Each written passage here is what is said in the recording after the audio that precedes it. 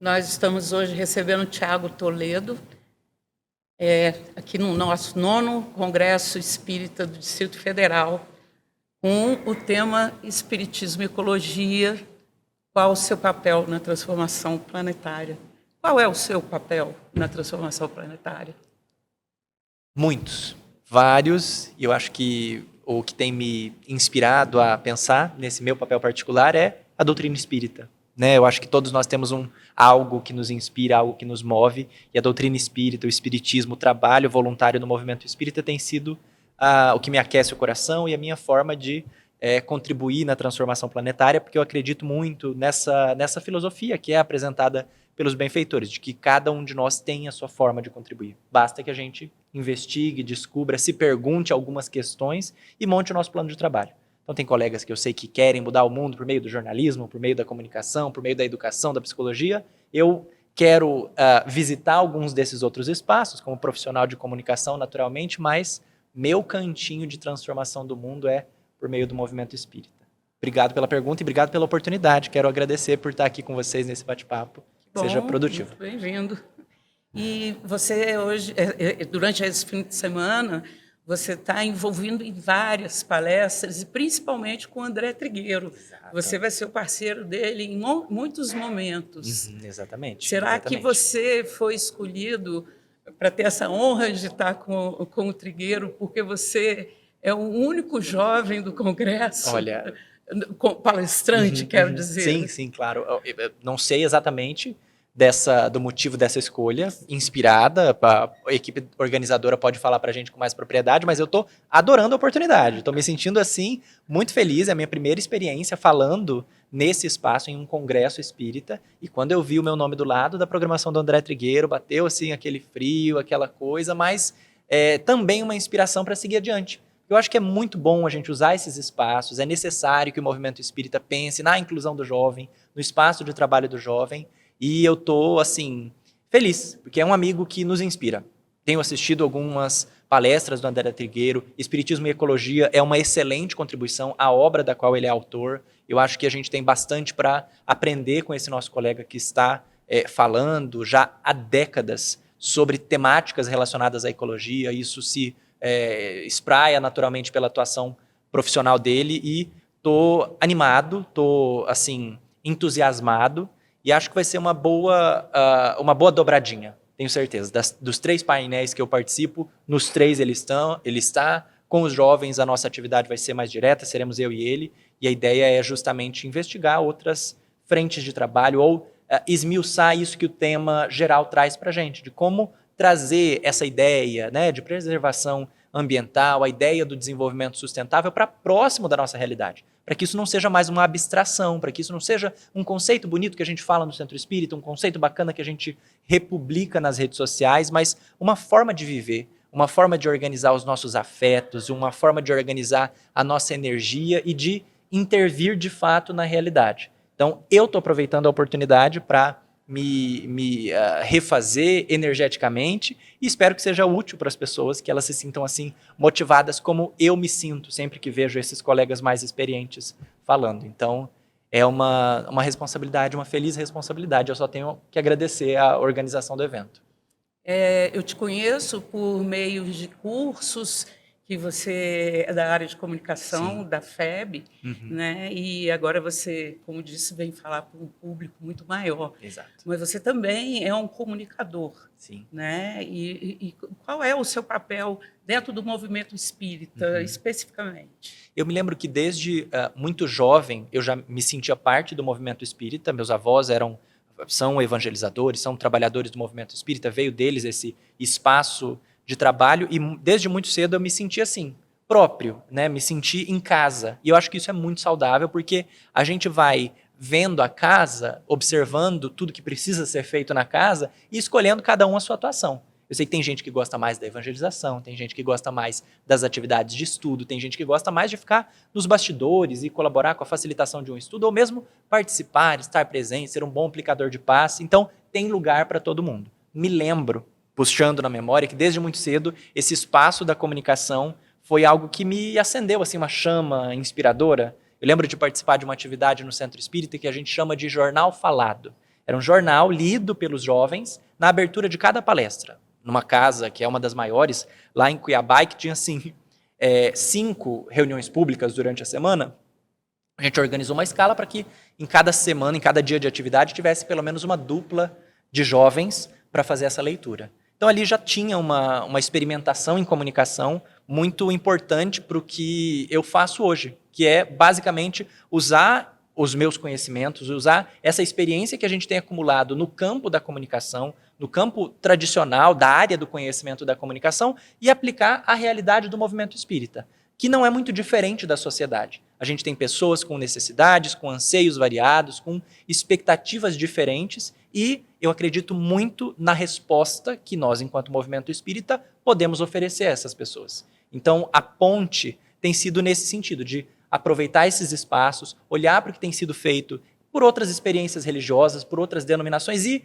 não querer copiar ninguém, nem inventar a roda, mas desenvolver a nossa experiência. Oferecer o de melhor, o que de melhor a gente consegue fazer, o que a gente já faz, que é acolhimento, convivência fraterna, evangelização, acolhimento fraterno pelo diálogo, aplicação de passe, isso tudo a gente já é assim expert para fazer.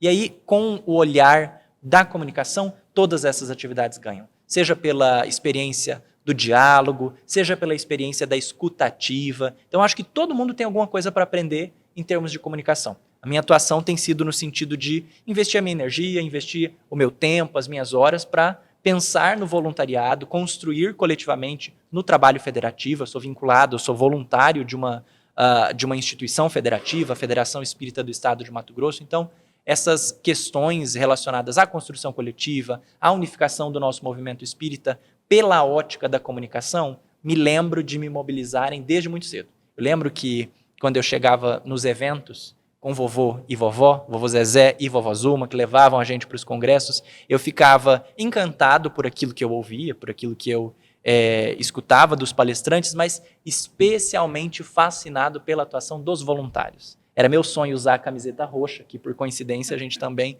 usa em muitos dos nossos eventos lá no estado de Mato Grosso. Era meu sonho, assim, fazer parte daquela equipe. Aconteceu, já sou voluntário da federação há uns 10 anos e a comunicação tem sido meu combustível. E você, por ser jovem, convive muito com o jovem, e você acha que os jovens estão sensíveis hoje à questão da sustentabilidade, da preservação do planeta? Eu acho que com certeza é uma sensibilidade geracional, isso é uma realidade para pessoas dessa geração, para a juventude, só que isso vem com algumas particularidades também muito interessantes e que não podem ser deixadas de lado.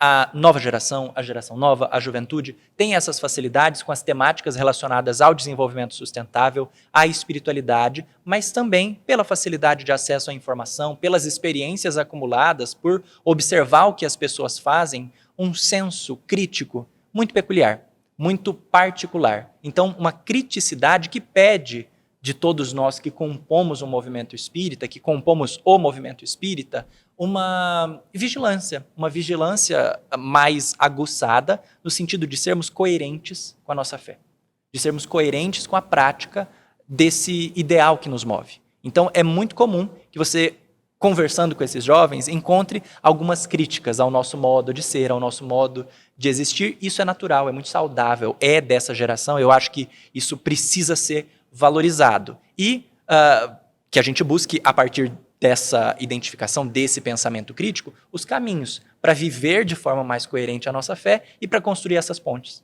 para que todos nós entendamos que tem espaço para todo mundo, que ninguém é perfeito e que a atuação no movimento espírita também pode ser uma fonte de amadurecimento coletivo, de amadurecimento da sociedade. Então, acho que a gente tem um trabalho a ser feito nesse sentido e para que nós, enquanto movimento, tenhamos mais condições de aproveitar esse ímpeto, de aproveitar essa inspiração e essa experiência genuína, porque mais uma vez, uma experiência acumulada ao longo das reencarnações, desenvolvimento reencarnatório, que os benfeitores asseveram em inúmeras questões do Livro dos Espíritos e em inúmeras obras mediúnicas. A gente vai aprendendo sempre. Então é natural que as novas gerações tragam essa habilidade acumulada, mas também enfim, renovem essa necessidade de desenvolver sensibilidade, de desenvolver esse tato de convivência, que não é possível transformar o mundo, construir uma sociedade mais saudável e sustentável em todos os sentidos, sozinho.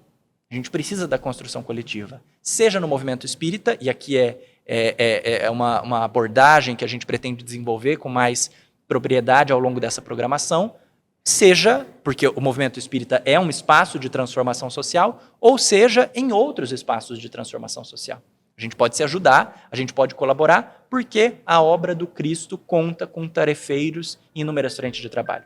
Então, se eu quiser vivenciar a doutrina espírita sendo uma excelente profissional de comunicação, sendo um excelente profissional da psicologia, da educação, da ciência, Jesus também triunfa por meio do meu esforço. Jesus também resplandece por meio da minha atividade, sendo espírita ou não, não necessariamente. E isso que eu ia te perguntar, porque você amanhã vai falar para os jovens com o André Trigueiro.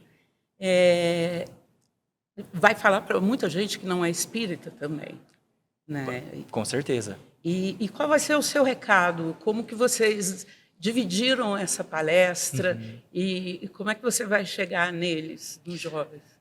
A ideia é justamente essa de aproximar a ideia de desenvolvimento sustentável, que é o tema da nossa atividade, a nossa contribuição diante do imperativo do desenvolvimento sustentável, a partir da nossa atuação particular. Justamente essa questão que a gente abordou anteriormente, de que todos nós temos um papel. O cuidado com a sustentabilidade não é só um cuidado de quem mexe com política, de quem mexe com manuseio de resíduos sólidos de uma determinada corporação, por exemplo. É uma filosofia que precisa ser implantada de forma sensível no cuidado que nós temos com as pessoas que estão ao nosso redor, com o mundo no qual nós vivemos. Então é algo a ser desenvolvido a partir dos diferentes lugares de fala que nós ocupamos. Então, eu, profissional de comunicação, vou aqui chover no molhado. Sim. Eu, professor, eu, evangelizador, eu, contador, eu, advogado. Todos nós temos uma forma de contribuir. E aqui não há uma receita pronta. Há um caminho de desenvolvimento. Uma investigação íntima para que a gente encontre essas formas de viver de forma sustentável, de viver de forma ecologicamente responsável, enfim. Então, a nossa ideia é acender essa chama para que as pessoas percebam e façam o seu plano de trabalho. A minha expectativa é de que cada jovem saia dessa atividade assim, se sentindo chamado a se engajar nas atividades do movimento espírita, mas também se engajar socialmente onde for possível, onde for necessário, para espraiar essa ideia. Espiritismo e ecologia, o nosso papel na transformação do mundo, pede que o espírita seja espírita não só no centro espírita, mas na sociedade. Então espero, né, que dê certo, e aí depois a gente pode fazer aí uma pesquisa para saber se eles estão saindo dessa forma, que todos nós que participemos dessas atividades nos sintamos assim, despertos, motivados, como eu me sinto quando eu saio dessas palestras. Com vontade de voltar para o centro espírita e mudar tudo, colocar tudo para acontecer de forma diferente. Mas assim, aproveitando essa energia, esse ânimo para construir coletivamente as respostas necessárias nesse momento que a gente está vivendo. Espero que eles saiam assim motivados, inspirados e esperançosos para fazer o trabalho que nos cabe. E para você, como você sente o significado espiritual desse momento? A gente tem vivido um tempo de muitas dificuldades. Eu acho que não é nenhuma novidade falar sobre isso. A gente tem feito referência a esse fato em inúmeras atividades. Esse tempo de dificuldades é marcado por uma aridez no tato social, por uma cisão, em algumas ocasiões, por conta das divergências de opinião, das divergências de visão de mundo. E a nossa ideia é de perceber o Congresso e esses eventos espíritas como muito relevantes para a nossa cultura espírita, porque nos recorda, nos dá esse ânimo e nos recorda de pontos comuns, a partir dos quais nós já temos construído uma história de movimento espírita. Então, é a partir desses consensos que a gente tem atuado e é a partir desses consensos que a gente precisa voltar a atuar para seguir adiante. Então, a ideia e a minha percepção a partir dessa espiritualidade, a partir dessa ambiência espiritual formada em um evento como esse, é de que nós podemos aqui nos reencontrar uns com os outros e perceber que a gente tem mais semelhanças do que diferenças, que as diferenças fazem parte, que elas constituem a vida em sociedade e vão constituir ao longo de muito tempo. Que, inclusive, o debate de ideias, a divergência de ideias, é um dos sinais que Kardec indica em A Gênese para o período da transição planetária. Ele disse que nesse período histórico, o que se moveria não eram não haveriam grandes cataclismas da natureza, mas sim uma mudança nas entranhas da intimidade de cada ser. E isso produziria, nesses termos, o grande choque de ideias. A gente está vendo isso acontecer. Existe o fenômeno estudado por inúmeras áreas do conhecimento, que é o das fraturas sociais, por conta de toda a polarização e de todos os desafios que a gente tem vivido no Brasil ao longo das últimas décadas. E é o momento, então, da gente se reencontrar, da gente encontrar pontes de diálogo, da gente encontrar pontos comuns, e a espiritualidade, me parece, sempre aproveita esses espaços como um congresso para recordar isso. Recordar o que nos faz espíritas, recordar o que nos faz membros de uma mesma comunidade, que o que eu quero é o mesmo que você quer. No fundo, toda criatura quer ser feliz. No fundo, todo espírita quer vivenciar o Evangelho de Jesus. Há uma variedade de formas, mas o objetivo é o mesmo. E estar nesse espaço é, em uma última análise, terapêutico, para que a gente se refaça, para que a gente cure as nossas feridas, para que a gente sinta de volta essa alegria boa de falar: eu sou espírita. Respeito todas as religiões, admiro todas as pessoas de fé e aquelas que não professam nenhuma fé porque estão no seu direito de existir, mas eu sou espírita e eu adoro ser espírita. Então eu acho que esse espaço tem essa contribuição de recordação muito gostosa e de refazimento, de curativo para as nossas feridas. E isso tudo é muito proveitoso porque a gente tem essa renovação. É um impulso que a espiritualidade dá, organizando as atividades do movimento espírita para que a gente se refaça, participe dessa imersão, saia refeito e possa se dedicar às nossas atividades.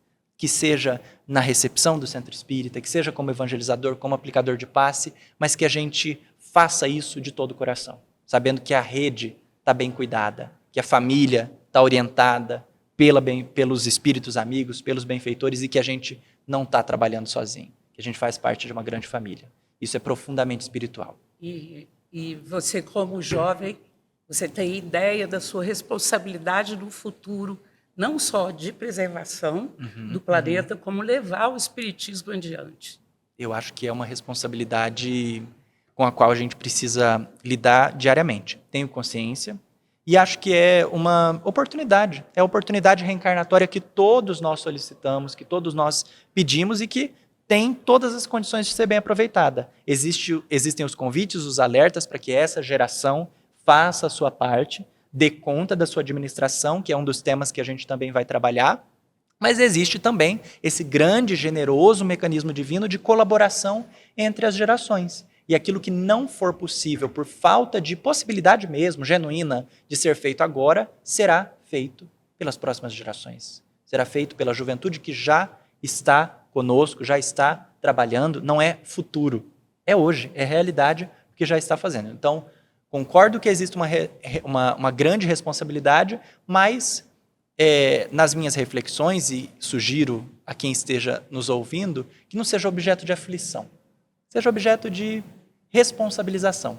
Que a gente saiba que a gente não está solto no mundo, que a gente não está jogado, que a gente tem a nossa parte para fazer e todas as condições para fazer. Nem aquém das nossas forças e nem além.